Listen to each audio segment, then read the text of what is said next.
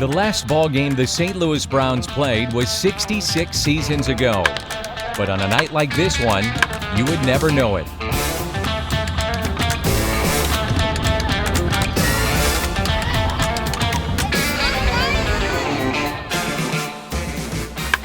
So it was just a bunch of us Browns nuts in a stadium watching baseball. Hear the crack of the bat, smell the popcorn, the beer. It just made it, I think, the closest thing to heaven for most of us.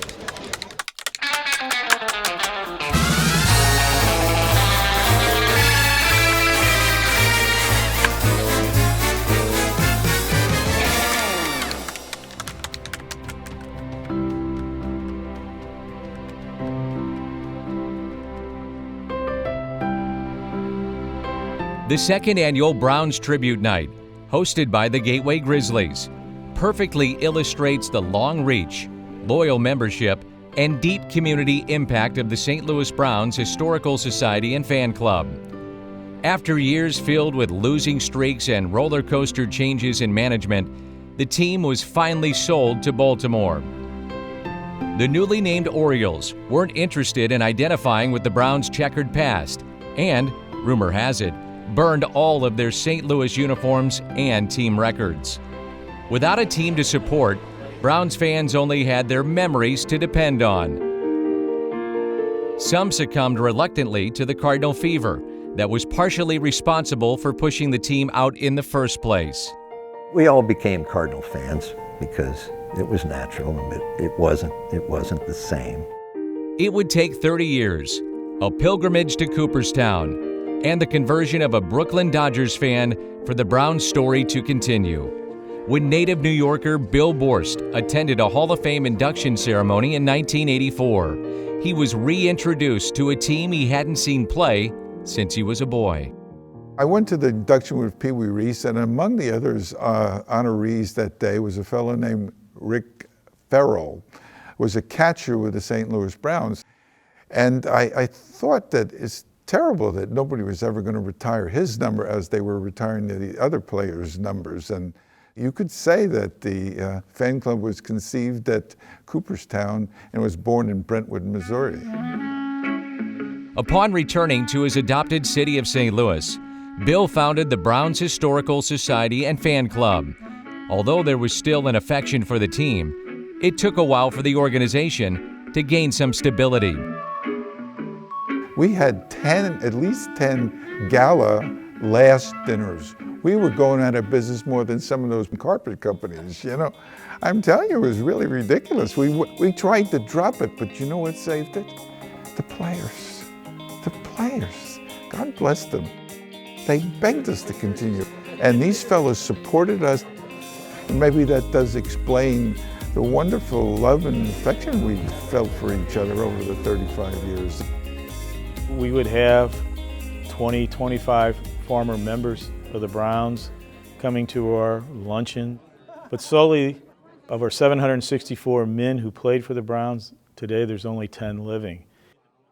As a tribute to both players and fans, Bill Borst, Bill Rogers, and St. Louis Browns Historical Society and Fan Club Board President Ed Wheatley began to gather the team's history, memories, photos, and memorabilia, and transform them into a book titled The St. Louis Browns, The Story of a Beloved Team. The whole thing was about taking people back in time and rebuilding this memory. We always had fans who would show up at these dinners and luncheons and see the old players and shake hands. They'd get their autographs. Basically, they took that experience home with them in their minds until the next year. And so I think having the book was a way of really bringing a concrete connection to the Browns. When we introduced our book at the St. Louis County Library Author Series, and the auditorium was not only every seat was taken, but they were down the halls in the back listening. 300 plus people showed up on this evening. And from there was we were continuing to be invited. Can you come speak at this? Can you come speak here? And it just became this avalanche of memories. People, we were touching them in the heart. You know, they would come out and they would bring their treasures. And when I say treasures, it might be an autographed ball. It might be a scorecard, a program, or something. And they would tell me, this has been sitting in my drawer for 60 years, 70 years. Now, did I think what has happened would ever happen? No, I thought we would stimulate, but I think we erupted this Browns memories. And you know, that then led to the evolution of our first film. The story of the St. Louis Browns, a team baseball forgot. Well, it's not a team baseball forgot anymore. Fan club membership soared, and former players found themselves back in the spotlight. And 35 years after the idea of a Browns Historical Society and Fan Club was conceived in Cooperstown, the film was selected for a special screening in the Baseball Hall of Fame's annual film festival. But the longevity of the fan club and the overwhelming response to the book and film begs the question, what was so memorable about the Browns? For a team that was responsible for defining St. Louis as last in the American League. It certainly wasn't their record that endeared them to the loyal fans who showed up to watch them play at Sportsman's Park from 1902 through 1953. People in this country, they like to root for the underdogs. And if there ever was an underdog, the Browns were the underdogs. Well, we look back at the Cubs. The Cubs hadn't won a World Series in 100 years, and they called them the lovable losers. And I guess in some ways the Browns were lovable losers. I never knew they were that bad. They were losers, but they've had some great players over the years. And I like the hustle. If you were a Brownie fan, you just thought next year's going to be better, but somehow it just didn't work out. Darn it. They kept trying. They never had the financial backing that the Cardinals had, but they were always there giving their effort, and the players were probably more down to earth. They all came and sat down with me and called me by name. It just seemed a little freer to me in acceptance. Nursing homes. I've gone to a few with Ed, and these people are 70, 80, 90, and they remember the Browns. It amazes me. To more fully grasp the lingering passion for this long-lost team, it's important to understand the times and the city in which they played. When you say Browns, you are saying the first half of the 20th century and everything that conjures up. St. Louis was the fourth largest city in the country. It was this condensed city. You know, people lived in apartments here in St. Louis. We call them flats. West County, you know, Chesterfield, and those areas. I mean, that was all farmland.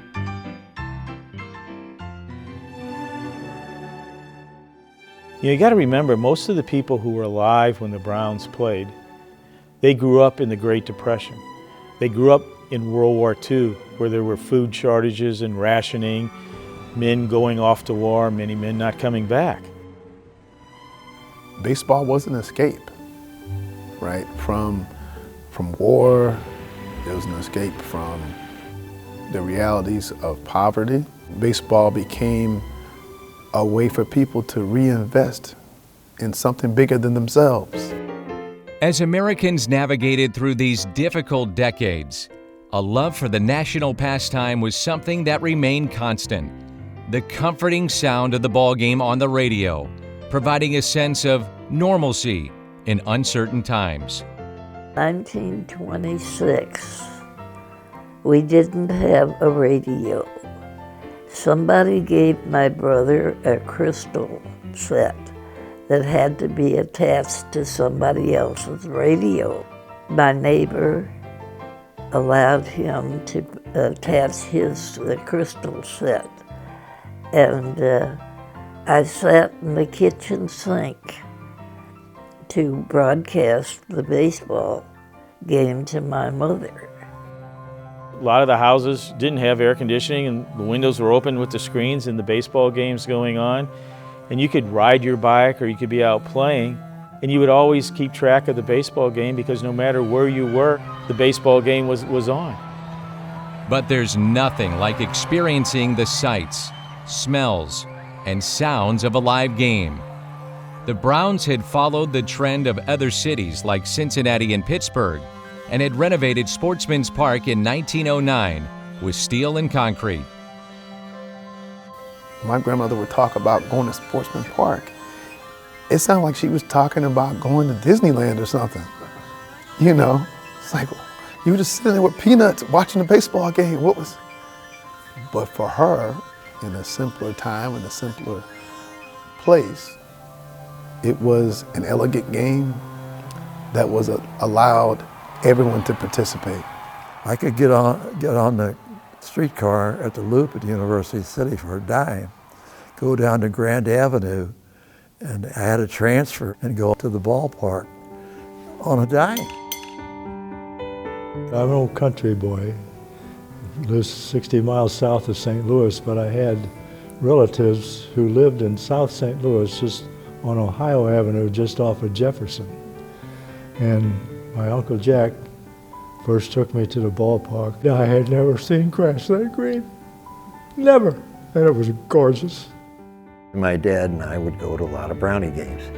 He was an avid fan, season ticket holder and stockholder, and we especially loved doubleheaders on Sundays, because we'd get up early and go to Mass, get home at 9 o'clock, and I'd put my little Brownie uniform on, get in his, back then, 53 blue Buick Roadmaster, drive down to Carter Carburetor lot, and we would walk down Doby Street. If we didn't walk on, we'd walk in the alley behind it and up like a fire escape, knock on a door. It's like a speakeasy to a bar that was up there. It wasn't supposed to be open on Sunday. They'd open, oh, it's Eddie and his kid, let him in. So Dad would go to the bar and I'd go play the pinball machine. Then we'd go to the game. We always went and sat in the bleachers. I think only one time we sat in the grandstand and upper deck. And I think it was $1.50. And the bleachers was like 20 cents or 15 cents or something like that. Of course, when the Browns were home, they didn't draw very much, so you could just pay general admission, go anywhere in the park that you wanted. If there was a foul ball, I could just walk to it because it wasn't that crowded. The one thing that could not happen is that African Americans or blacks, we could not go into the grandstand. The only place we could sit is center field bleachers or the right field pavilion. Ladies' Day, they were not recognized as ladies. Sportsman's Park was one of the last ballparks to have segregated sections and open up grandstand seating to all in May of 1944. However, the Browns made sure that the city's children, no matter what race or gender, had an opportunity to enjoy a ball game. One of the things the Browns did for kids who were having pretty good grades and all, they supplied them with tickets to come see the ball games.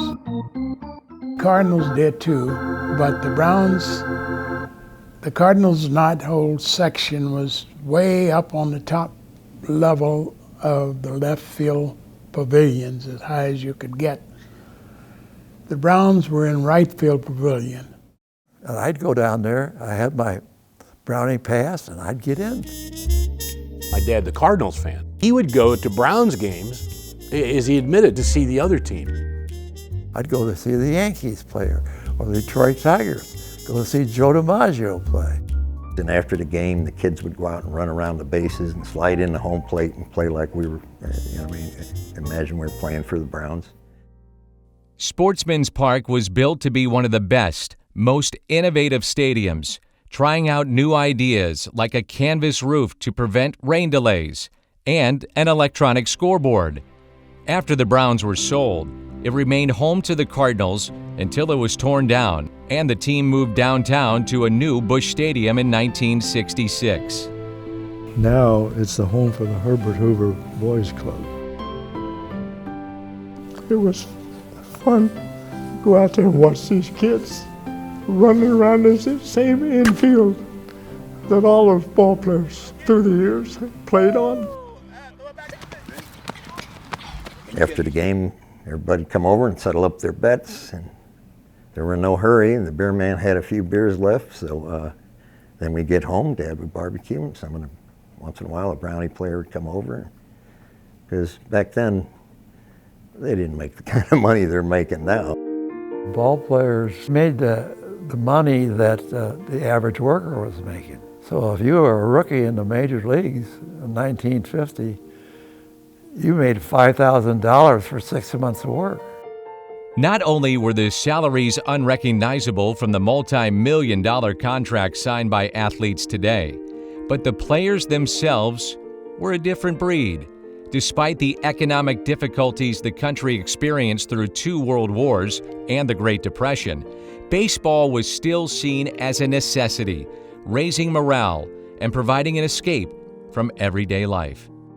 Instead of driving to games from their mansions in expensive cars, many Browns players lived within walking distance of Sportsman's Park and were a part of the community, hanging out after games to chat with fans, the scent of hot dogs and beer still lingering in the air. They didn't live opulent lives. They lived just down the street. And it was nothing for the players to just walk out of the stadium, knowing there's a throng of kids out there waiting for them, and they would walk to their home. And it was the same thing for the visiting players who would generally stay at the hotels up the street. I've heard so many stories about people just walking with Babe Ruth to the hotel, and he'd be signing and talking and playing. You know, Dizzy Dean was one regularly. I've heard from so many people out playing in the streets with the kids. Back then, there was only one entrance to the stadium. The picnic table was outside the Brownie dugout. I always sat at the Brownies table. When the first film completed, it was on TV, I got a phone call from Gert's daughter. It just said, hey, I want to tell you a story. Gert Slama, early teens, would take streetcars from University City all the way down to Sportsman's Park. She was a baseball player, but she was actually a pitcher in her local community. And she was renowned, you know, her love of baseball, whether it was playing or going to the games and just resonating with these players. She loved the Browns. They were her team. Harlan Clift was her favorite ball player. Harlan Clift kept talking to her and said, I'm going to bring this girl I'm thinking about marrying. I want you to sit with her, and then I want your opinion. Think about this, a teenager. I want your opinion if she's good enough for me. She would make these special scorecards, all signed by all these great players. Because you got to remember the one thing about when the Browns played, it wasn't just the Browns. They were playing the New York Yankees, the Detroit Tigers, the Cleveland Indians. I mean, one of my favorite stories was one day this big man came walking up to her and said, hey kiddo, you never asked me to sign, why not? She looked up at him and said, I'm afraid of you. You're so big. The guy was Babe Ruth. He sits down right there on the bench with her and starts signing.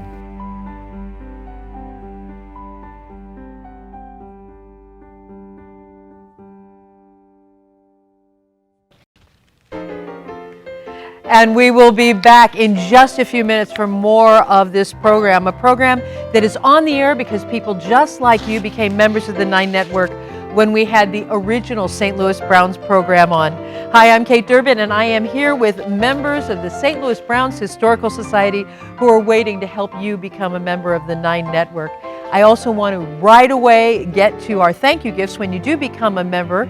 We have great things that have, of course, associations with the beloved St. Louis Browns. If you join us as a sustaining member at just $5 a month, you are going to receive a beautiful baseball cap that has the logo there of St. Louis Browns and also a wonderful wall-sized print that you're going to see over on the other side of the studio in just a few minutes.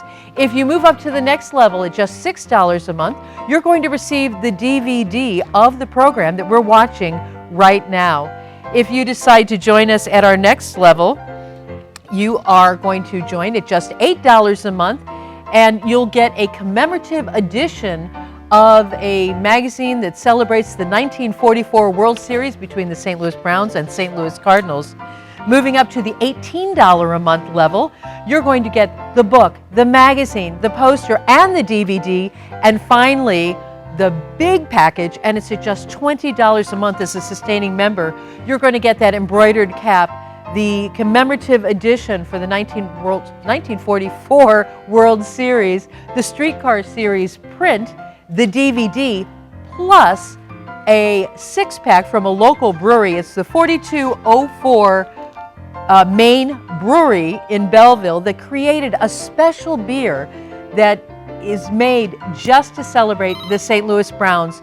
You can join us at any one of those membership levels and help us ensure that we're able to bring you locally produced programs here at the 9 Network. Programs that celebrate who we are, who we've been, and where we're going. You can make that happen. Please, won't you give us a call right now or go to 9net.org. That's NINE net.org. And thank you so much, Kate. And with me is the president of the St. Louis Browns fan club, Ed Wheatley. Ed, this is not your first trip to see us here. And you've been very busy since you were here last time. And we should say congratulations, because you took the first video that you had put together and took it to Cooperstown, didn't you? Yeah, you told us we should take it to Cooperstown, and Cooperstown selected it as part of their annual film series. And we had to go up and talk about the Browns and the film, the book, and let a lot of people across the nation know about the Browns. Isn't that great? It's great. I mean, this is really a lifetime goal for you to not only keep baseball memories alive for all of us here in the St. Louis area, but to instruct a lot of us, because I thought that I was a baseball fan and knowledgeable. I didn't know as much about the Browns, and now I do, and it's opened up just a whole nother avenue of where some of my favorite players started, and it was with the Browns. Well, it's a history that, really needs to be told, not forgotten. And, there's generations that they haven't played in 66 seasons, so there's these generations that we're filling in, that these were the teams of their fathers, their grandfathers, their grandmothers, as you see. And people are energized by wanting to know what that's about. And this is the 75th anniversary of the 1944 World Series, which pitted the Cardinals against the Browns, of course. And one of the gifts that we were talking about was a really wonderful print that commemorates the Streetcar series. And we just want people to see what it looks like, because that's one of our thank you gifts when you call and you join us right now. That's correct. It's a great print, great commemorative of the event. And also, when you talk about pop flies, this is the summer 2019. This is the commemorative edition. And this is, you renew these commemorative editions every year, don't you? So this is great. Oh, it's a big, thick magazine that takes you back to 1944. What were the events in the world? How did these two teams come to the World Series? And then we go through the World Series and who the players are. It's a nice, thick, kind of a la a Time Life magazine you might see at the grocery store, but we made one of these especially for this event. And you even mentioned the fact that Meet Me in St. Louis came out in 1944, so it was almost like all the stars were aligning for the series and everything happening here in 1944, the 40th anniversary of the World Series, and this is what we do, Meet Me in St. Louis. That's great, and that's what this program celebrates. So make a difference right now and give us a call. Let's go back to Kate once again. All right, well, some of our volunteers here tonight are starting to get a few calls, but we certainly can hear from more of you, and we would love to. And we know that you like the programming here at the 9 Network, so please be a part of the team. Give us a call right now, and we have great thank you gifts. Again, at just $5 a month, as a sustaining member of the 9 Network, you're going to get an embroidered baseball hat, and you are also going to receive a print that was designed by local artist Doug Thompson, and he donated his design at just $6 a month. You're going to receive the DVD of the program that we're watching right now. At $8, you'll get the commemorative magazine that has all kinds of information about the 1944 World Series. At $18 a month, you're going to get everything that we just talked about everything that we just talked about. And at $20, just $20 a month, sustaining the 9 Network, you're also going to get the commemorative six-pack. So please give us a call right now or go to 9net.org. You know, Ed, as we talk about the various thank you gifts that you've included, I want to know how you arranged for the beer to be specially brewed. Tell us about that. Well, the beer was brewed by 4204 Main in Belleville. We have the last 2 years we've had a relationship with the Gateway Grizzlies who play over in Sauget. They have taken on a Browns evening at the games where we'll pick a year. Last year was 1922. Their team's dressed in 1922 Browns uniforms. This year was 1949 after Roy Seaver, the first American League Rookie of the Year. So they dress as 1949 St. Louis Browns and 1949 Washington Senators, where he would go and have his fame in the 1950s.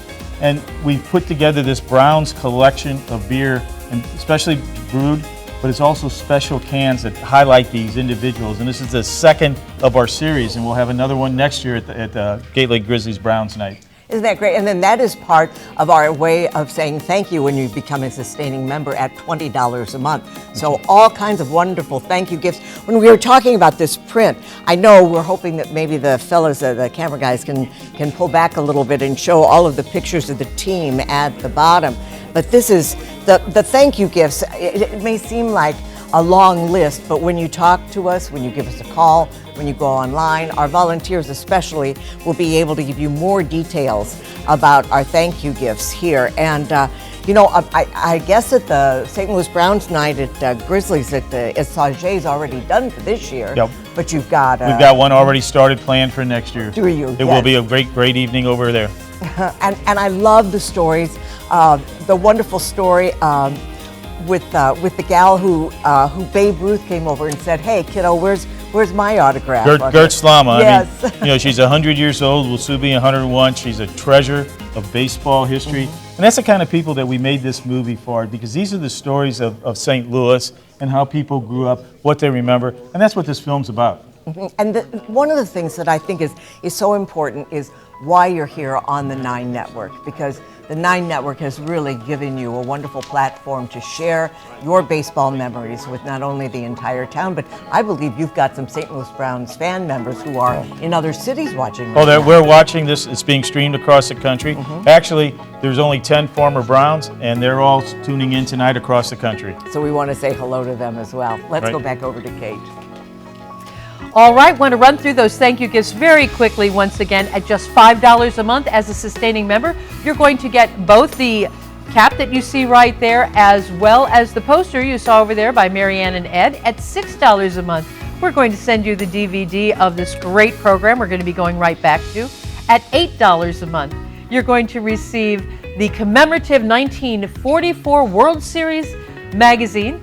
At $18 a month, you're going to receive all of the things that you already saw.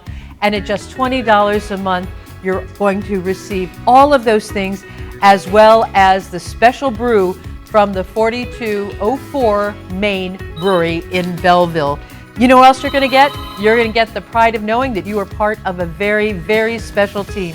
You are part of the 9 Network, and you're part of the group of people who not only watch the programs, but who help support them, who come back over and over again. You know, we're more than 60 years old here, and we have people who've been members from 50 years ago. We have people who've been members from 5 years ago.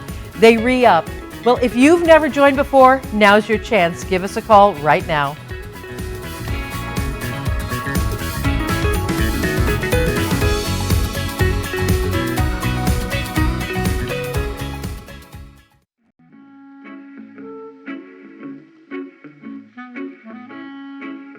While baseball players enjoyed a certain amount of celebrity, most weren't pulling anything close to the salary of Babe Ruth, and often had to pick up second jobs in local businesses to make extra money. My grandfather owned a tavern, and if you served Falstaff in your tavern, you were a Browns fan. If you served Budweiser, you were a Cardinals fan, and my grandfather was a die-hard Falstaff man. Vern Stevens tended bar at my grandfather's tavern. The reason why my dad liked him is because when Grandma and Grandpa were looking, Vern Stevens would sneak my dad a little bit of beer. Barnstorming games also provided a way to make extra cash in the off-season. They would charge usually a certain amount of money per car as they drove in, and then the Athletic Association would take half of the pot, and the other half would go to the Major League ball players, and they would divide it. This particular time, Satchel Paige was pitching in this game, and Ned Garver was playing, my relative Hank Arf was playing, and they played out at Baldwin Ballpark. Played late in October, and it was a cold night, the wind was blowing, and many of the people that came to see that actually parked their cars along the left field line, and as my dad told me, it was almost as if they were watching a outdoor theater. During World War II, baseball was the second job for some players, as their full-time war effort factory work only allowed them to play on the weekends. Thanks to the demand for workers, fans were also finding less time to spend at the ballpark. Night games and Sunday doubleheaders were scheduled to allow shift workers the chance to relax at a ball game. So many people were in service, so I worked in my stepfather's drugstore during the war. I got Sunday afternoon off, so I'd catch a bus and then catch a streetcar and see the games. It was usually a doubleheader. The draft not only took a toll on the workforce, but also on team rosters. Many teams, including the Browns, had to make do without their best players. But it was in the midst of international conflict and economic uncertainty that the Browns won their first and only pennant. In an unbelievable twist of fate that some might argue sealed their fate, they would face off against the St. Louis Cardinals in the 1944 World Series. They finally make it to the top. They win their only pennant in their 52-year history. And who do they have to play? The St. Louis Cardinals. Stan Musial makes the comment that we had been in the World Series in 42 and 43, but yet we're the underdogs. All the Cardinal fans around her grew up and make fun of the Browns, which made my mother love them even more.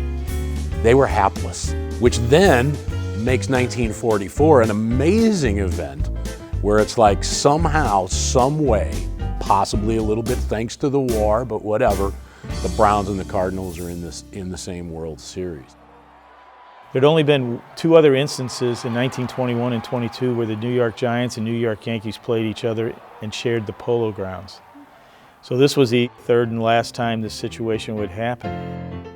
The irony of the thing was Hollywood had just come out with the movie with Judy Garland, Meet Me in St. Louis. It was coming true that fall because in October you had to meet me in St. Louis to play the World Series at Sportsman's Park. I would love to have been alive at that time and be here for every one of those games, watching people out on the streets, in the taverns, wherever, celebrating one team or the other, but everybody also knowing that the entire attention of the sports world was focused on St. Louis, Missouri, nowhere else, not New York, not Chicago, not Detroit, none of those big cities. It would have been right here in St. Louis, and I would love to have went back to that 1 week in time, and I would have enjoyed the heck out of that, you know. I would have rooted for the Cardinals, I'll admit. That World Series. I was born on the last day. Dad's youngest brother, Babe Martin, played for the Browns.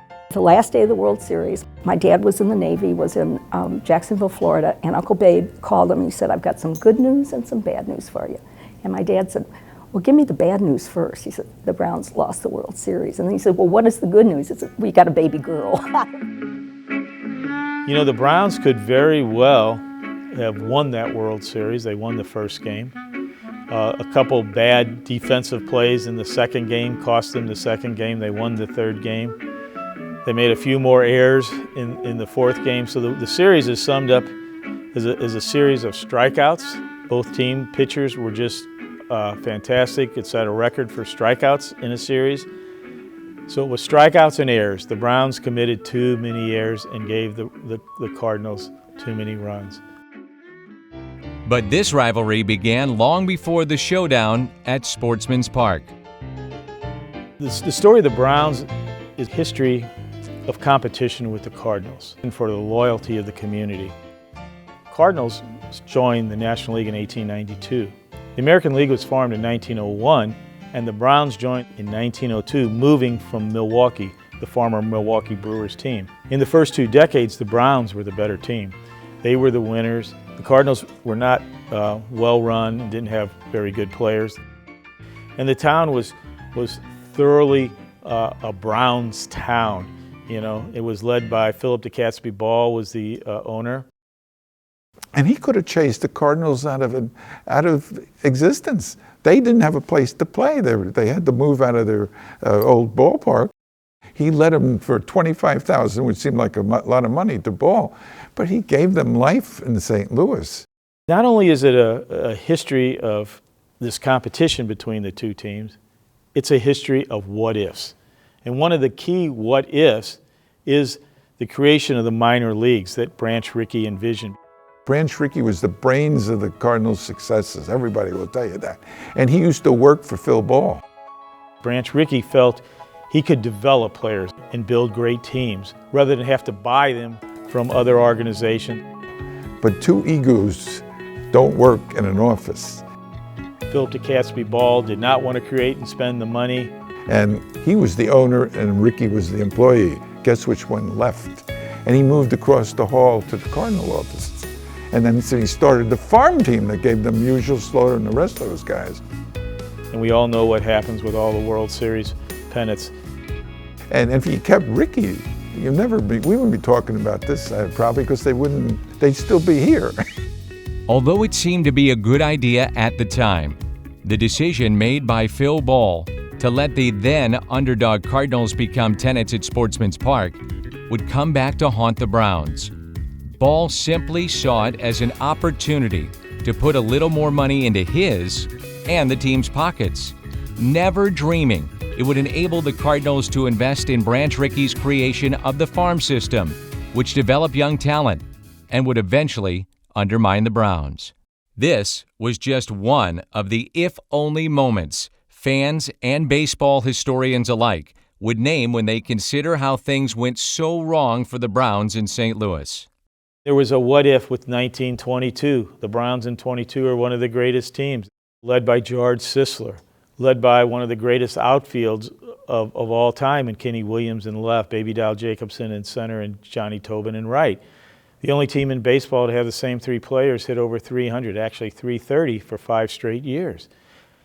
Trouble is, Sisler gets hurt in early September, doesn't get to play the remaining part of the month at his full strength, and they came down and lost the pennant to the New York Yankees by 1 game. The New York Yankees were building their dominance with Babe Ruth and their franchise. So what if Sisler had been able to play those last weeks of September, and what if Sisler led them to the first World Series? They would have been there 4 years before the Cardinals, and they would have given them momentum, would have given them money. They were right in the hunt in the early 20s, but in 26 it changed. The Cardinals played the Yankees, and the Cardinals won. And that changed the whole thing. Phil Ball's refusal to spend money on Rickey's vision and his decision to let the Cardinals rent playing time at Sportsman's Park were two of the worst gut-wrenching drops this team experienced as it rode a wild roller coaster of management and missed opportunity. But starting in 1936, the Browns were able to enjoy some relatively stable and progressive years under the ownership of Donald Barnes and the leadership of his right-hand man, Bill DeWitt Sr., whose successful baseball career and subsequent family dynasty had humble beginnings. He was a kid from North St. Louis that loved baseball and got a job with a concessionaire, and Branch Rickey was looking for an office boy, and he was 14, 15 years old, and the concessionaire said, well, I got a good kid here, why don't you try him? And that was the start of a great relationship. And as time went on, he kept elevating him and became really a trusted advisor, worked closely in the farm system, just learned the ropes.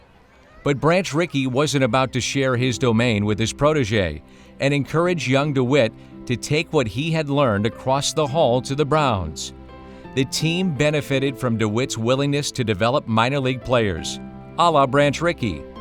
Although the Browns won the pennant under DeWitt's guidance in 1944, one of the team's most historic achievements is one of their least remembered. What was the first baseball team to ever start 2 black players in the same game? I can't imagine how many people would guess that it was the St. Louis Browns. Hank Thompson and Willard Brown were the third and fourth African-American ball players to join the major leagues, just months after Jackie Robinson made history as the first. My father was always looking to get the best players. I think part of it was that he felt two would maybe have an easier time as well, rather than one player on a team. The fact that he was close to Branch Rickey, the fact that the Dodgers had broken the color barrier opened up an opportunity, get some top players from the Negro League. But I think, secondly, he thought it was the right thing to do. When I was growing up, that's all you did, pass time by playing some kind of ball, a sport or something. Not with any end result in mind, like some kids grew up, or they're going to be with the major leagues. Well, there was never an outlet for us at that time. And so I played ball because I did. When the Negro Leagues began in 1920, young African-American ball players got the chance to pursue their sport as a career. But it didn't even come close to providing the same opportunities as the major leagues did for white players. Encountering racism and navigating segregation in the very towns they traveled so far to entertain fans in could be terrifying and exhausting.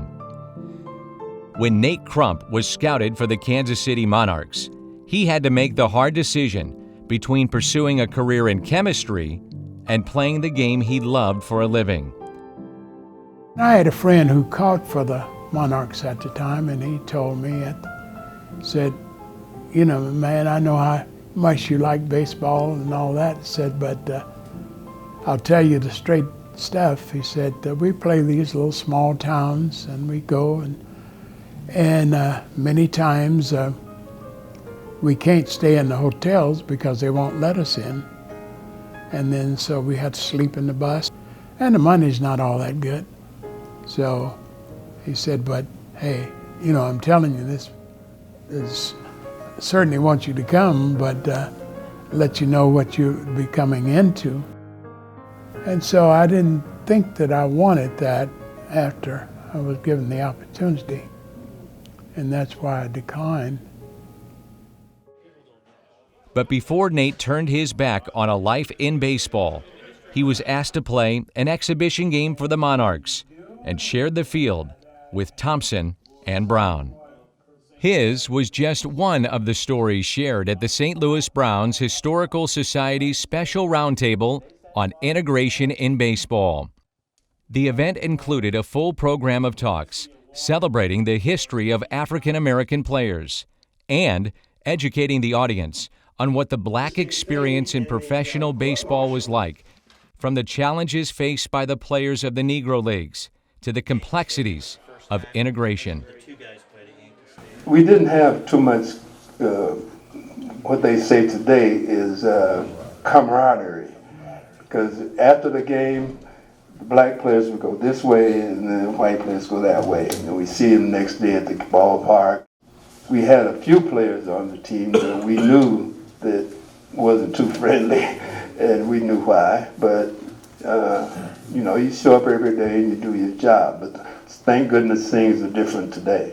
The thing that sticks out to me, that first day that they appeared in St. Louis, I remember coming to the ballpark. I was 6 or 7 years old, had my uniform on, and I looked out at left field and the two of them were standing there together, and I thought, that's kind of neat in a way, they're friends, but in another way, they were sort of by themselves, and that was just kind of the world we lived in, and it took a while for them to acclimate on the team. Both really good players. They went on to do some good things, so I think it's a great legacy for the Browns to have done that. As for Nate Crump, he eventually took up golf and pursued chemistry. I had a very nice career. I don't regret at all not playing ball. When Brown fan club volunteer Jim Fetch picked him up for the roundtable, he had no idea how far Mr. Crump's long-ago decision had taken him. We were in his family room. He was showing me all his memorabilia of baseball, and he had all kinds of stuff in that case. And I said, "What's your most prized possession, Mr. Crump?" And he went over and he got a certificate that was signed by the President of the United States, John Kennedy, because he worked on the space missions as a chemist. I mean, here's a man that played baseball with major league players, and I asked him, "What is your most prized possession?" And he shows me something that he did in his vocation. He's one of those guys that fought for our country, played baseball, and is a chemist. It's on the GI Bill. I mean, there's history there. Building community through preserving history is the foundation the St. Louis Browns Historical Society has built on since its inception. Recently, their efforts went towards restoring a unique piece of the Browns and baseball's past. After the glow of their 1944 pennant win, the Browns hope to keep up the momentum, but they face the same predicament as many other teams. The Browns had, in 1944, when they won the pennant, they had a couple guys that worked in war factories and could only play on weekends, and then they had a lot of players that were in service. Every team faced the same predicament. How did you feel the team, hopefully competitive, in spite of the conditions? Pete Gray, a minor league MVP, was brought up to the majors for the Browns' 1945 season. Eager to serve his country, Gray had tried to enlist, but was refused by the service. So the one-armed player took the opportunity of a lifetime. It was amazing to watch him catch the ball. He'd flip the ball and the glove up in the air and catch the ball and make the throw. Here's a one-armed, left-handed guy taking infield practice at shortstop. Now that sounds nearly impossible, but he was very agile and very dexterous and fast. Gray's unique glove was designed for a quick transition between catching and throwing, and is currently under the care of the National Baseball Hall of Fame, where a contribution from the St. Louis Browns Historical Society is helping to preserve it. It was real flimsy, and he just held it on the fingertips so he could drop it off easy. And while he was waiting for the ball to come down, he was taking his stride towards the infield so that he could had his arm back here and was ready to make the throw. He made the most of what he had, but it was just a shame that he was overshadowed by the war, and then the next year some of the people in service came back, and so that kind of ended his career in the major leagues. But Gray, despite a lifelong regret of not being able to fight for his country, ended up being a source of inspiration to many of the soldiers returning home, and an example of determination to a little boy who never forgot it. It gave me a lasting impression. I guess that's just proof that you could do anything you wanted to if you wanted to bad enough. My dad was a Brown fan. He managed the baseball team in Columbia, and he was heartbroken when I got crippled when I was 2 years old. And then he died when I was 9, and he never got to see me play sports. But I got to play baseball and basketball in high school, and I played 5 years of independent ball after high school. I find it a pleasure to have seen him play, a privilege. He was tough. Despite their openness to innovation and progress, the Browns continued to miss some opportunities that would have changed their course, and perhaps even the course of baseball. A scout from Oklahoma called and said that he wanted to bring a kid into St. Louis that he thought was a really good talent. It rained that day, so he couldn't take BP and really couldn't do anything. A pouring rain, the game was called off. And so he took back off for Oklahoma. It turned out to be Mickey Mantle. And you know, as my father always said, can you imagine if we'd seen him take BP and go in the outfield and shag fly balls? Of course we would have signed him right on the spot. Wow. And, you know, talk about the course of baseball history changing.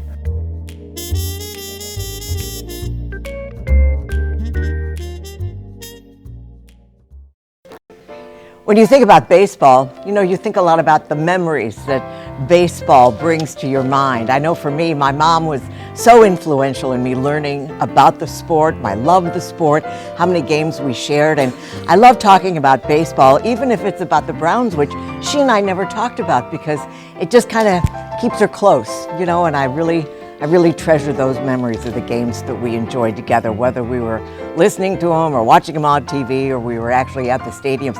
And I love it because they actually took me to Sportsman's Park when I was 7 years old for my first ball game. So what are your memories of baseball? Give us a call right now. Let us know what you're remembering right now, and then also make that decision to be part of this team, to be a member of the 9 Network, and to support the great programming that you've come to expect right here every day. And when you do give us a call right now, we have wonderful ways of saying thank you when you join us. When you become a sustaining member at $5 a month, we have the St. Louis Browns cap along with the print. And this is, we'll be showing you this on the easel with Ed Wheatley and Kate Durbin in just a minute. But it's a lovely print. It's like 20 by 30 framed. And that's a wonderful way of saying thank you when you become a member at $5 a month. If you become a sustaining member at $6 a month, you will receive the DVD of this program. And this was a brand new program in addition to the one that we previously aired. Baseball Legacy Fans Remember the St. Louis Brown. When you become a sustaining member at the next level at $8 a month, you will receive the Pop Flies Commemorative Magazine. Now, this is the commemorative edition for 2019 that celebrates the 75th anniversary of the 1944 World Series between the Browns and the Cardinals. When you become a sustaining member at $18 a month, well, then we include the hat. We also have the World Series print. It's the DVD and the Pop Flies Commemorative Edition. And at $20 a month, we not only give you all of that, but we will also include the commemorative beer pack that is brewed over in Belleville, Illinois. And we're going to be taking a closer look at that in just a few minutes. But make that decision to be part of this team as well and to support this great programming. You can join us online if you like at 9net.org. That's NINE net.org, or call us at 1-800-568-9099. Let's go over and join our special guests, Ed Wheatley and Kate Durbin. Well, thank you, Mary Ann, and thank you to all of you who have already called in. Baseball is so much a fabric of our DNA here in the St. Louis area, and as I watched this last section, I was thinking about, it's not only about the game, it's about our heroes, and that last section showed us that there were a lot of people who inspired the fans. Well, there was a lot of inspiration, and that was part of the Browns, their innovativeness and creativity. People, as we said in the film, they quickly forgot that Willard Brown and Hank Thompson were the second and third African Americans to integrate baseball. And not only that, but the Browns put 2 African Americans on the field. It had never been done. And that was the first. That was the first. And the DeWitt family, the Browns, that was creative. Pete Gray, there's a lot of controversy about Pete Gray. He was an MVP in the minor leagues the year before in 1944 when he came up in 45. And he was a good ball player, but there is a difference between major league and minor league. Mm-hmm. But, it was also a time during the war. And he was an inspiration to soldiers, amputees, wounded, whatever, that, hey, if this guy could make the major leagues, maybe there's something I can do out of my life. And that was like a lot of the things, if you really study the Browns' history, there's a lot of this creative innovativeness that they did. Yeah, and I think that really showed when you saw Mr. Barlow talking about how that impacted him, and when you hear the other people talk about what it meant to have African Americans on the field together as part of the team, even though there was still some separation, still some tension, they were there, they were part of the team, and you could say, hey, that looks like me. Well, and it was also a time where, you have to tell the real story, and there's a lot of similarities between Nate Crump's story and the Academy Award-winning movie this year, The Green Book, where he had to make decisions of where they could stay, sleep, eat, what have you. And that was the times, but we weren't going to ignore it. We wanted to be in the film, and because that's history, and we're about history for the community. That's right, and that's what we do so well here at the 9 Network, where we're able to show who we are, who we were, where we're going, and that happens through your membership support. Mary Ann's going to be talking to you about that right now. You bet. And we have such wonderful ways of saying thank you when you do make that decision to join us. When you become a sustaining member at just $5 a month, we will send you that handsome print that you saw displayed where Ed and Kate are, and you also will receive the hat for the St. Louis Browns. Now at $6 a month, you'll receive the DVD of the program that we are watching right now that was so well narrated by Dan McLaughlin, and that's yours as our way of saying thank you at $6 a month as a sustaining member. If you become a sustaining member at $8 a month, you will receive the Pop Flies Commemorative Magazine for 2019. And this is a really wonderful publication, all kinds of pictures, and that's our way of saying thank you at $8 a month as a sustaining member. As a sustaining member at simply $18 a month, we throw in a great combo package. It's the hat, also the 1944 World Series print, the DVD, and the Pop Flies Commemorative Magazine for the summer of 2019. And then, not only that, but for $20 a month as a sustaining member, we will include a 6-pack of the commemorative beer that was brewed over in Belleville to celebrate the 75th anniversary of the 1944 World Series, the Streetcar Series. So that's our way of saying thank you at any of those wonderful levels. And of course, we know that the real benefit to you when you become a member of the 9 Network is to see the programs coming back your way every day and every night on your TV set. But right now, we want to send those thank you gifts as well. Let's go back over to Ed and Kate once again. Well, Ed and I were cheating a little bit because we were talking amongst ourselves rather than with you, but I think it's worth sharing. You just keep pointing out to me all the what ifs. What if this had happened? What if that would happen? It would have been a total difference with the Browns. I mean, I think you see that, what if, George Sisler hadn't gotten hurt? What if the Browns had signed Mickey Mantle, What if it hadn't rained that day and we got to see Mickey Mantle? I mean, right? He would have been here. Their whole history is a series of what ifs. What if Branch Rickey had built a minor league system for the Browns? Every situation, it went the wrong way for the Browns, and that's why, they're not here anymore. That's right, but it is important that your group, the St. Louis Browns Historical Society, is keeping that alive. But one of the reasons that's so important is because people care about it. People who remember it really care about it. People who didn't know about it are able to find out all the excitement that was surrounding the Browns, and we do that through preserving history like this program. Well, I mean, that was the thing in the first movie, was basically a chronological history of the Browns following our book. Well, this one is like the reaction to the first film, that we did very well here on your network, and the fans just came out watching the film and working with Channel 9, and that's what we're doing now, because we're bringing this back from what the people, their heart, their memories, and this becomes a personal film, a personal experience. Yeah, and I know in the next section that's coming up, there are some very heartwarming, very poignant sections. People being able to share memories and access memories is really important in people's lives. We want to continue to do that. We want your help, so please give us a call or go to ninenet.org. Marianne? Okay, and thank you, Kate and Ed. And the volunteers are pretty busy here, and the phones have been getting busy as well. And we think that the thank you gifts plus this wonderful program, and well done to this volunteer, Becky. Really well. Somebody they wanted this and that. Well, can I add that? And it's like, you worked that package out just great for them. That was superb. So let's talk to you about some of those great thank you gifts that we have. Because when you become a sustaining member at $5 a month, it's the combination of the print, and that's a handsome 20 by 30 print that's framed from the 1944 World Series print, and also the St. Louis Browns hat. And at the $6 sustaining a month, the $6 sustainer membership level, blah, blah, blah, we will send you the DVD of this program, Fans Remember the St. Louis Browns.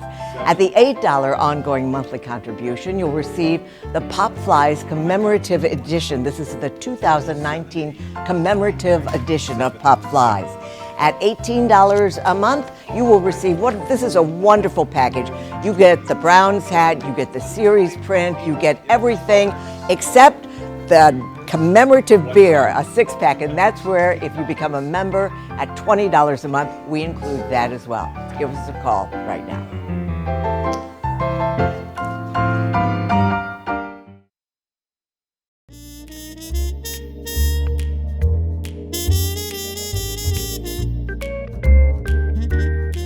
Another, much larger event propelled the Browns' destiny forward as they attempted to start over in a new city. Finally, the Cardinals are with all their title run between the 20s, 30s, and 40s. The Browns are seeing the handwriting a little bit on the wall. They get ready to head to California. They've got the move all done. It's set. They're going to be Los Angeles Browns. It's all going to be signed on December 8th, 1941. Of course, December 7th occurred, and we weren't sure we were going to have baseball, much less talk about moving a team. Although he remained in the front office, DeWitt, who had purchased the Browns along with his brother Charlie in 1948, sold the struggling team to Bill Veeck in 1951. He had taken the Cleveland Indians to the World Series in 1948, but due to financial issues, he had to sell his share. He saw St. Louis as the perfect storm. The Cardinals owner, Fred Sy, was going to jail for tax evasion. Thanks to Anheuser-Busch's purchase of the Cardinals in 1953, Veeck's plan to swoop in while the team was vulnerable and resurrect the Browns as St. Louis's favorite didn't pan out. Although this turned out to be the beginning of the end for the team in St. Louis, the Veeck seasons certainly turned out to be some of the most memorable. Bill Veeck did, in my opinion, he did some crazy things. I think Bill Veeck is one of the true characters of the 20th century. Baseball seemed to be loaded with them, and Bill Veeck was the best of the bunch. An absolute salesman, promoter, tub thumper, war veteran. I mean, just the guy who seemed to run at 105 miles an hour all the time. He was a player's owner. He would sit with the players and play cards. He lost his leg in World War II. They put the wooden leg beside him and knocked the ash off his cigarette into the hollow leg. It was kind of a fun time to be around the ballpark. Bill Veeck's idea was you never announce a promotion. What he was trying to do is do something different every day, so fans would come just to see what was different. Probably the most iconic Browns moment is when Eddie Goodell, the little person, went up to bat. The Browns had a hotshot prospect named Frank Sauché. He led the league in hitting every place he'd been, and so we were looking forward to seeing him play. Well, it was a doubleheader, and between games, they had a birthday cake rolled out. And then here there was instead of a girl in a bathing suit, Eddie Goodell popped out of the cake. It was only about 3'7" or 3'6" or something like that. It's kind of a stunt. Nobody really knew what it meant. My parents said, we need your uniform. Next thing you know, he's pinch hitting. Leading off number 1/8, Ed Goodell. Who in look at, he's not even on the scorecard, The pitches were all off, and he got a walk, and he had pinch hit for Sauché. I've met 1,000 people said they were there. They say that happens when there's a historic event of some sort, but I was definitely there, and it was quite an interesting thing, except I was disappointed I didn't get to see that Frank Sauché bat. Bill Veeck had grandstand managers night where the coach had a sign come out of the dugout when the batter was batting, hit, take, hit and run, steal, and they would actually do it, The fans would cheer, and then, they'd send the signal, and so there were all kinds of zany things like that. But Veeck's zany antics weren't the only memorable moments in the Browns' final seasons. An early and enthusiastic supporter of integration, Veeck had made Larry Doby the second African-American to play in the major leagues in 1947, when he was still owner of the Cleveland Indians. In 1951, Veeck signed one of the greatest pitchers of all time to the Browns, Satchel Paige. Grandma, she and my grandfather, although he was a Cardinals fan, they loved Satchel Paige. Satchel was, this is her speaking, not me, something to behold. For her, there was a sense of pride in that, to see an African American, to be able to command not just a lot of enthusiasm about the game, but to be a master of the game. That I remember vividly, though, and at the start of the season, we were playing the Yankees. The Yankees, counting their coaches, had 11 Hall of Famers playing against one Satchel Paige. I think he was the greatest pitcher that ever lived. In spring training, he about picked me off. We were playing the Cubs. Frankie Baumholz got a single. He's on first base. So I hold my glove out like this, to hold him on. Satchel goes into the stretch. He's looking at third base. He's not even looking at home plate. He's looking at third base. He lifts up his arm, throws the ball to me, and if it hadn't hit him into my glove, it had hit me right in the stomach, right in my glove. And he didn't tell me he was going to do it. It went right into my glove. Ed Mickelson was brought up from the minor leagues to play for the Cardinals. After several years, he asked to be traded so that he could play more. But it wasn't just the glutted roster supplied by Branch Rickey's farm system that kept the first baseman out of the lineup. You know what? Where I sat? Right there on the bench. And you know why? Stan Musial was there. Ed only played for the Browns in their last season, but still managed to be an important part of its history by driving in the team's last run. It's a beautiful day. 9/27/53, the last game. And we're playing against the White Sox. Both pitchers pitched 11 innings. The public address announcer said to the fans, "Would the fans in the stands please throw the balls back in so we can continue the game?" Now they throw the balls out. Beck didn't give us enough balls to finish the game. We threw our uniforms in the clubhouse, and I wish I had kept mine. The rumor was Beck was gonna sell. 1 week later, he did. But the Browns weren't just sold. They ceased to exist as a franchise when they exited St. Louis. By the time the players arrived in Baltimore, they were Orioles, and the team was treated as a completely new entity. Baltimore completely ignored the history of the Browns.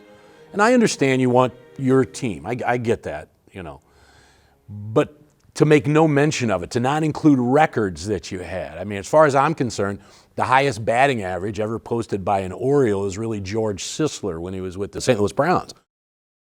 Let's leave it to St. Louis to keep their memory alive. The Browns, though they didn't have that many fans at the gate, they passed it down father to son, okay? That's the way it was. And I think we've met at all these book signings with a lot of people that had a grandfather, uncle, or maybe even their fathers that actually had been to the games and tried to pass it on. When I think Browns, I think Granny. So I wear a Browns hat in memory of her. His grandmother's passion for her team would provide inspiration as Vernon developed a new exhibit with the help of the St. Louis Browns Historical Society for Washington University. So when the exhibition was up, I would overhear,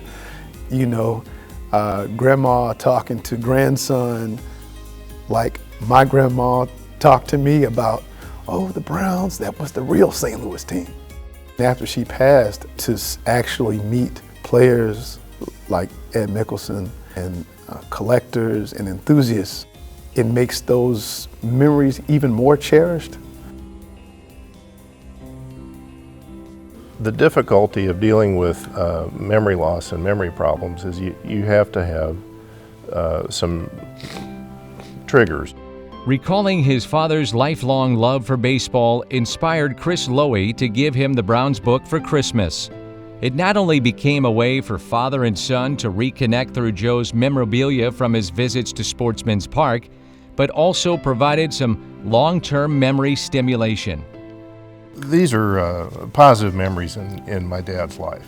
Yeah. And as we get into the elder years of Dad's life, you know, he's having some trouble with memory. It's amazing to go back and talk about the Browns. It's like Dad's back there. He's 16 again, 17. So I kind of, you know, get him back for a little while. And then I get to learn a little bit about the history of the time. So what was it like for that 16 or 17-year-old kid to negotiate the streetcars and go to Sportsman's Park? But the Browns' history isn't just being shared by those who witnessed it. I had started getting into the Browns memorabilia, and some of the people I ran into at flea markets and sales talked me into coming, and I absolutely fell in love with the whole premise of the Browns Historical Society. It's been so rewarding just to talk to some of these gentlemen and ladies that actually were there at the games with the Browns, and to see the gleam in their eyes and how much they love their Browns. And I've fallen in love with the Browns myself without ever seeing them play. The one thing that I really like more than anything, and it probably doesn't have a lot of monetary value, is this photograph.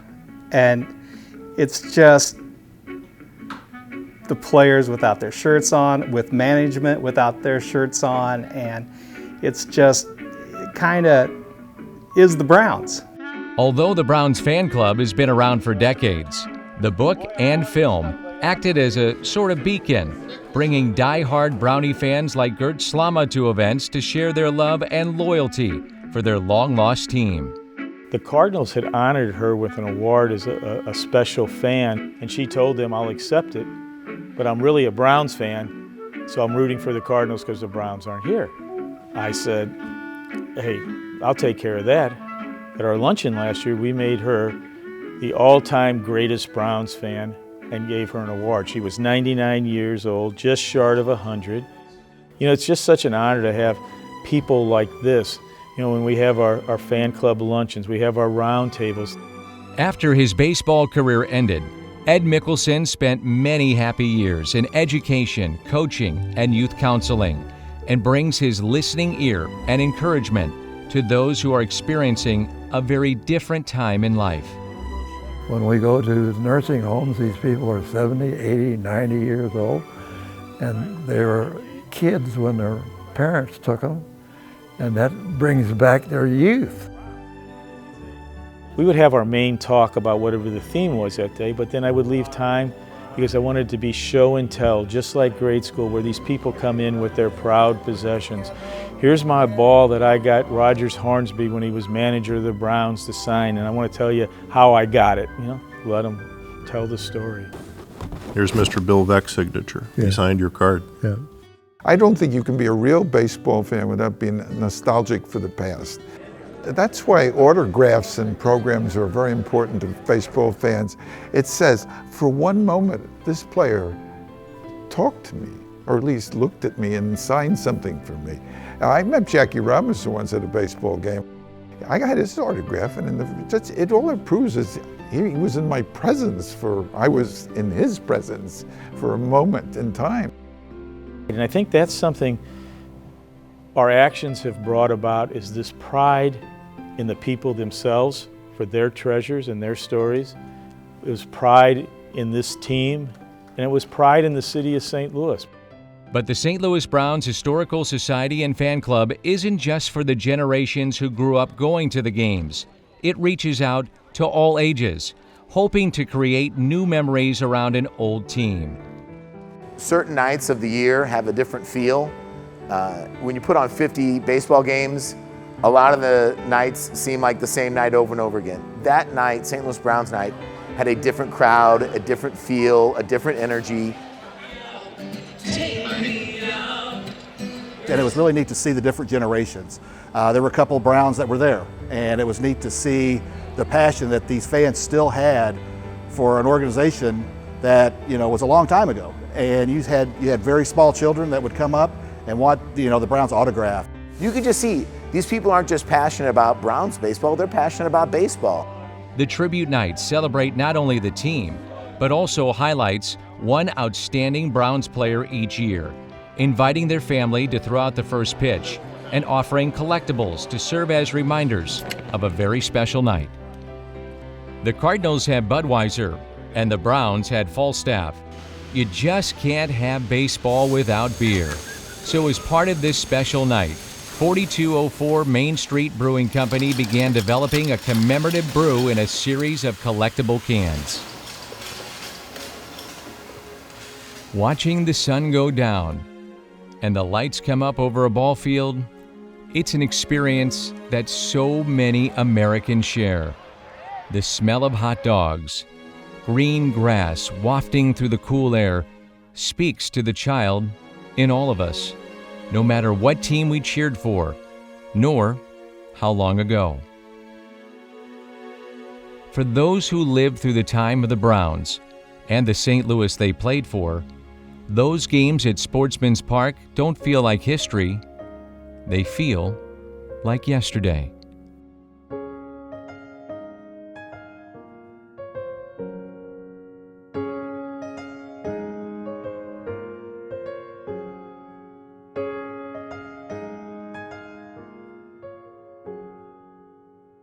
The St. Louis Browns Historical Society and Fan Club takes their stewardship of these memories and their members very seriously while building a community around the joy of baseball. Anybody who wants to hear a tale of baseball or the Browns will be there. We do it for free. I always hear people say, do you charge? No. We're doing this because we want to make those people happy. The turnout has been incredible, and we assumed that as the number of people that actually watched a Browns game gets fewer and fewer, that there would be really no one to attend any kind of Browns event, and we found quite the opposite. It's nice now to see the older gentlemen and ladies at the Browns events. It's also great to see the younger people that listen to this and take it to heart. I have so many fond memories of the Browns that I'm so glad that Ed and the guys are keeping this alive.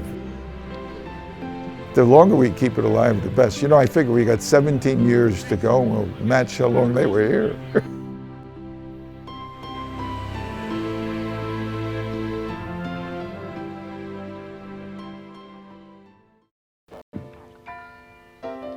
Before we do anything else, right now the members of the St. Louis Browns Historical Society and Fan Club would like to give a shout out to Gert, who is probably watching right now. We want to thank you for being the St. Louis Browns #1 all-time fan.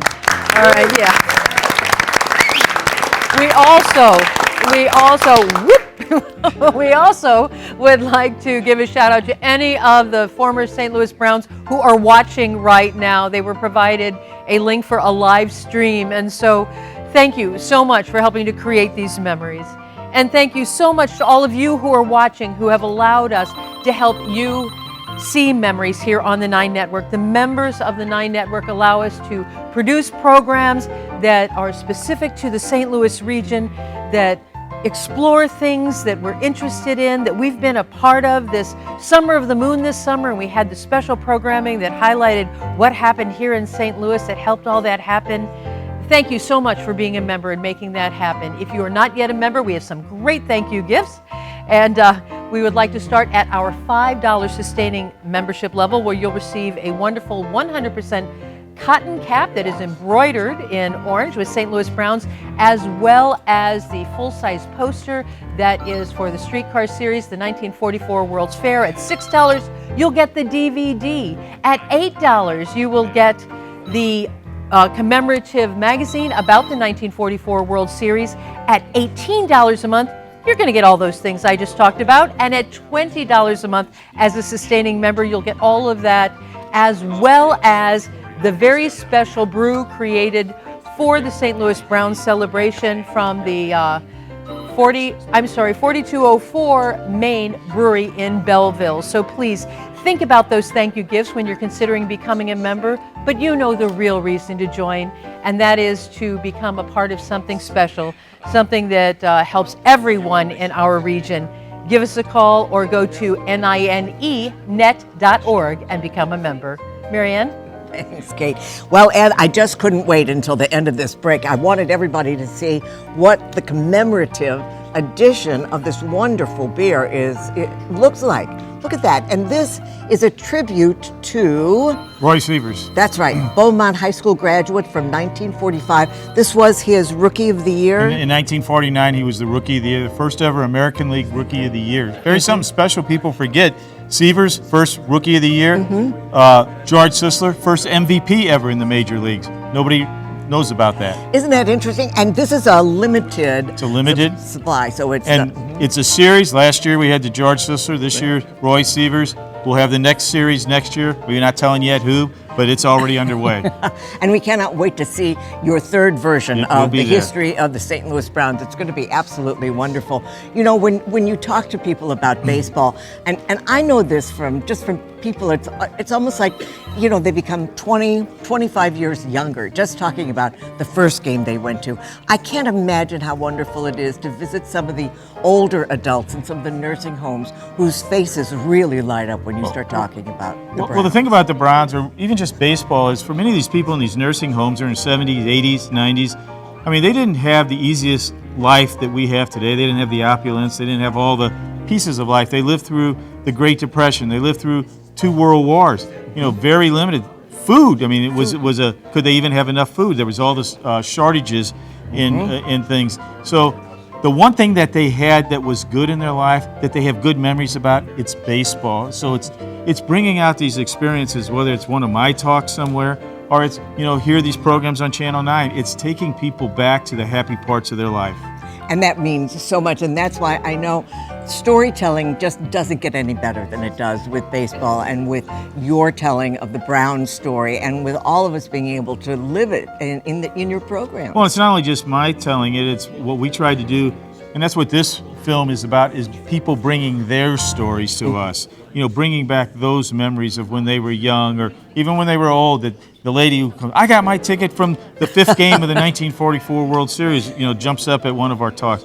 And, you know, that's just the beauty of baseball. It really is. It's so much to share, and thank you for bringing this program to the 9 Network, and we will look forward to more in the future. Yep. And of course, you can make those programs happen by becoming a member right now. We have wonderful ways of saying thank you, and we want to talk about that, but right now, you can join us online at 9net.org, that's NINEnet.org, or by calling the number that you see on your screen, 1-800-568-9099. Let's go over to Kate. I would like to emphasize again that your membership allows the 9 Network to do something that pretty much no one else in the St. Louis region is able to do on an ongoing basis, and that is to tell your story. As I've been listening to the volunteers here helping people become members, I'm hearing them ask questions like, what year was that you were at the game? And oh, you were with your mom? And people are telling their story, and they're remembering their story by watching this program. You helped make that happen. So thanks to Mike, who became a member tonight. We also heard from a woman named Susie, who is dedicating it to her mother because she shared baseball with her mother. You know, baseball is a family kind of game. You know, dads and sons throwing catch, and mothers and daughters scoring together, and people watching TV and watching the game, and fathers and daughters and mothers and sons and grandparents, and it's all of us coming together. And when you go to the ball game and you're sitting in the stands and you're with other people and you're sharing something together, you feel like you're part of something bigger, don't you? But we invite you to become part of something really big, and that is the 9 Network. We are seen in 70 counties throughout Missouri and Illinois, and we bring you national programs, and we bring you local programs, and we bring you kids programs and cooking programs, and we're on 24/7 on 4 different networks because of you. And I'd like to point out just once again that you are going to get a wonderful package at the $5 level. You get the cap and the print. At the $6 level, you get the DVD. The $8 level, you're going to get the commemorative magazine. If you go to the $18 level, you get all of those things. And at the $20 level, you're also going to receive the commemorative 6-pack. What you're really going to get is the satisfaction in knowing that you are doing something important, and you're doing it not just for yourself and your family, but for everyone in the St. Louis region. We love what we see here on the 9 Network. That's why you spend time with us, right? Well, you can make that happen by going online right now at ninenet.org and letting us know what membership level you're interested in. Thanks so much, Kate. And Ed, there are people watching across the country. Correct. And how are you hooking up those St. Louis Browns former players and fans? Well, the 9 Network, as you said, takes things across the St. Louis area, but they're taking this across the country, streaming to all of our fan club members, all our former players, and it's a special night for Browns baseball. It certainly is, and you've done such a wonderful job of doing 2 totally different programs now to remember the St. Louis Browns, so we will definitely look forward to the next one. And I think it's important, too, for people to understand that when they become a member right now of the 9 Network, they not only join a very special team, but they make more programs like yours possible, so that for another season, we can look forward to another program. There's something coming on that'll be about St. Louis baseball, yeah. Yeah, and that's great, and you do so much with the Browns Historical Society and the fan club, and I know if people want more information, they can go online and find out more about that. We have our big annual luncheon coming up on August 21st. We will have many of the former Browns in, as well as members of across baseball who come to this every year. It's one of the big things. We'll be celebrating the 1944 World Series, and the Cardinals are being a part of that, so we're going to have a big, nice panel discussion for everybody, and it's going to be a great event. Yeah, and you know, I always knew that the DeWitt family was heavily invested in baseball history, but I never really understood exactly what their participation was in this city, and it really is a fascinating history. Well, it's a long history. I mean, Yes. Bill Sr., he started with Branch Rickey with the Cardinals, moved over to the Browns, built the great 1944 team, stayed with them even, he and his brother bought him in 1948, and when Bill Veeck had him stay. When they left St. Louis, he wound up in Cincinnati, built the 1961 World Series team, and also set the foundation for the Big Red Machine. So, I mean, there's this long history, and then, his son, Bill Jr. and Bill III, they are just great partners of the Browns fan club, keeping this memory alive, helping us in St. Louis enjoy the full history of St. Louis baseball. Couldn't say it better myself. Ed, thank you again for being with us. We will look forward to having you join us right now at the 9 Network. Give us a call.